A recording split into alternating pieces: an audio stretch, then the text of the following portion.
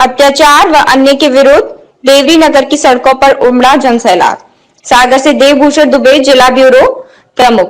आप सभी को विदित हो कि विगत 24 सितंबर 2021 को स्थानीय वन अमले द्वारा ग्राम चरगुवा में अनुसूचित जाति अन्य पिछड़े वर्ग के व्यक्तियों के साथ हुआ बर्ताव, अन्याय व अत्याचार के विरुद्ध स्थानीय किला मैदान देवरी में एकत्रित जन समुदाय द्वारा देवरी नगर की सड़कों पर रैली निकालकर अपने आक्रोश व्यक्त किया। रैली में उपस्थित जन समुदाय ने प्रदेश की भाजपा सरकार के विरुद्ध नारेबाजी की। गोंडवाना महासभा, जयश, भीम आर्मी एवं अन्य पिछड़े वर्ग द्वारा आयोजित कार्यक्रम की अगुवाई स्थानीय विधायक व पूर्व मंत्री माननीय हर्ष यादव ने की। आज आदिवासी संगठन और अन्य संगठनों के माध्यम से जो चरगांव की घटना हुई थी उसके संबंध में ज्ञापन दिया गया है। उसमें उनकी कुछ मांगे हैं, जैसे कि एक मांग वनाधिकार पट्टों की मांग है।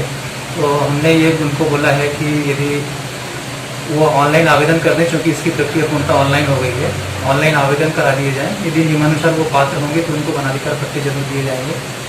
इसके अलावा उनकी मांग है कि जो आगजनी की घटना हुई है उसमें जो FIR दर्ज की गई है उसमें जो आगजनी की धारा है उसको शामिल नहीं किया गया है। तो इसके संबंध में मुझे जो जानकारी है, जो पुलिस से जानकारी मिली है कि इसमें जिले से एक अधिकारी नियुक्त किए गए हैं जांच के लिए, और वो जांच कर रहे हैं। अभी जांच पूरी नहीं हुई है उनकी, और यदि आगजनी के साक्ष्य आते हैं कथन में तो वो जरूर उस पर कार्रवाई करेंगे।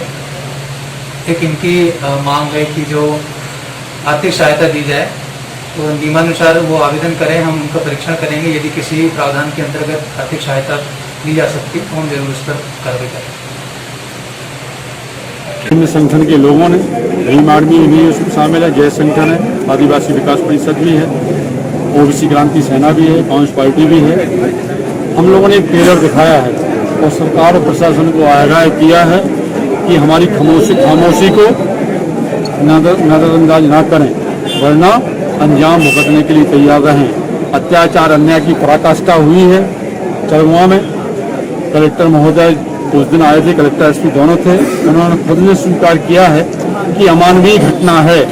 यदि अमानवीय जिले का प्रभारी जो अधिकारी है, मुख्य अधिकारी जिसको हम कलेक्टर बोलते हैं, यदि वो स्वयं स्वीकार कर रहे हैं कि अमानवीय कृत्य हुआ है, तो उस अमानवीय कृत्य में जो शामिल लोग हैं उनके ऊपर कौन सा आपराधिक प्रकरण पंजीबद्ध किए गए, मैं पूछना चाहता हूँ आपके माध्यम से। उन वन भूमि पर काबिज लंबे समय से 2-3 दशक से काबिज वन भूमि पर काबिज लोगों को पट्टे क्यों नहीं दिए गए, ये भी हम आपके माध्यम से पूछना चाहता हूँ।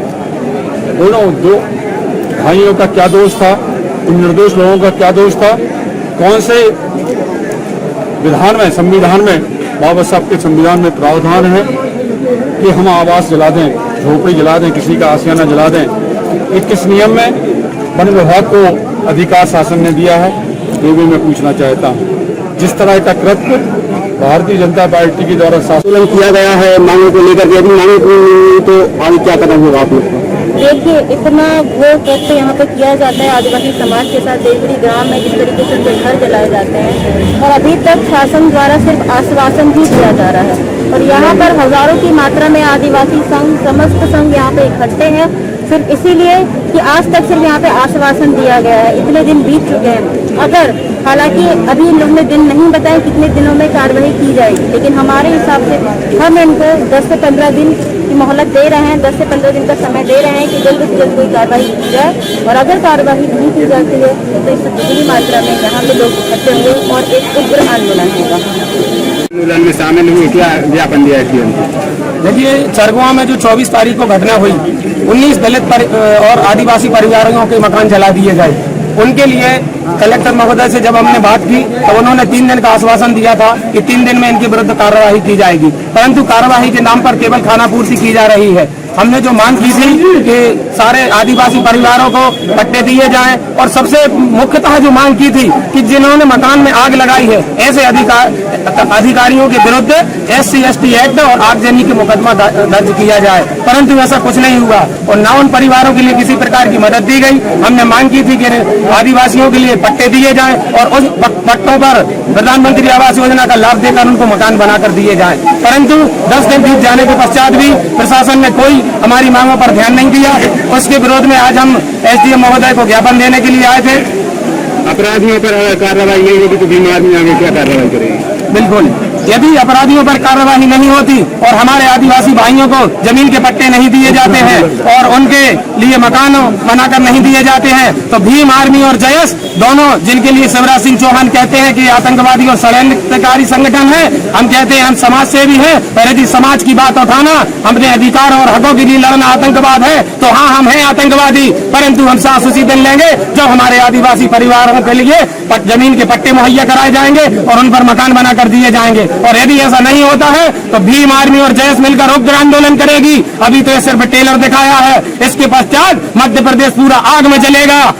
आप हमारे लिए मामूली ना समझे, हमारा संगठन कोई दिखाऊ संगठन नहीं है, ना हम की कोई राजनीति करते हैं। हमारा संगठन एक सामाजिक संगठन है और हम समाज की SC/ST OBC माइनॉरिटी सभी की लड़ाई लड़ते हैं और उनके लिए हक अधिकार दिलाने और उनके विरुद्ध, शोषण के विरुद्ध अधिकार की लड़ाई लड़ने का काम करते हैं। यदि उनके लिए ये जो हमने आज मांगे रखी इन पर कार्रवाई नहीं होती तो उग्र आंदोलन करेगी भीम आर्मी और जयस मिलकर, और इसकी जिम्मेदार पूरा पुलिस और प्रशासन होगा। लगातार प्रशासन द्वारा समय पे समय दिया जा रहा है। पहले कलेक्टर महोदय ने 3 दिन का समय दिया जांच के लिए, अब लगातार फिर आज ज्ञापन के दौरान फिर समय दिया। ऐसे कब तक समय देते रहेंगे प्रशासनिक अधिकारी? कार्रवाई अभी तक नहीं हो रही। और जी बिल्कुल, बहुत अच्छा प्रश्न किया है आपने।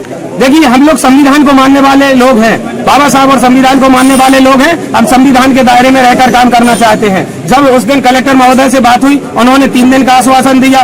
3 दिन के पश्चात उनसे जब बात की गई तो काम हो रहा है। देखिए, ये तो खुली हुई बात है कि किसी प्रशासनिक अधिकारी को इतना मनोबल कहां से मिला कि उसने जाकर सीधा मकानों को आग लगा दी। सीधा सत्ता पक्ष का